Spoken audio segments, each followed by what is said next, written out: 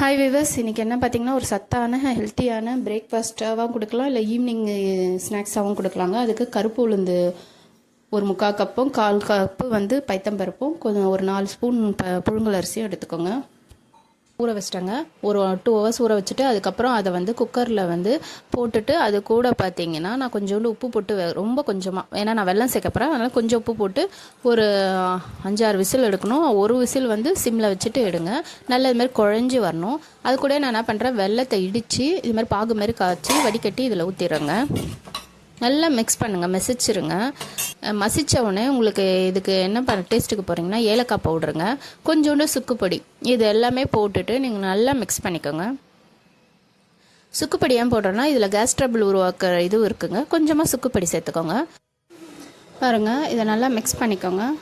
இதுக்கப்புறம் நம்ம என்ன பண்ண போகிறோன்னா நெய் 1 ஸ்பூன் ஊற்றிக்கோங்க. முந்திரி, திராட்சை, அப்புறம் உங்களுக்கு வேணால் பாதாம் கூட போட்டுக்கலாங்க, உங்கள் விருப்பம் தான். போட்டு இதையும் அதில் கலக்கிக்கோங்க. செம்ம வாசனையாக டேஸ்ட்டாக இருக்குங்க.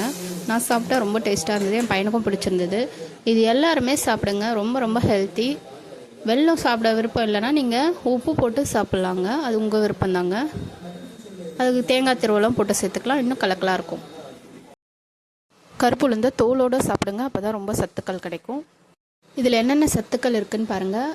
Vitamin B1, B12, vitamin B6, அப்புறம் vitamin A, K, vitamin C, E, இதுமாரி நிறைய சத்துக்கள் இருக்குது. ஸ்க்ரீன்ஷாட்டோடு போட்டிருக்கேன், பாருங்கள். இதுலேயும் பாருங்கள், கால்சியம், ஜிங்க்கு, பொட்டாசியம், மெக்னீஷியம் எல்லாமே இருக்குது. நரம்புகளுக்கும் நல்லது, எலும்புகளுக்கும் நல்லது.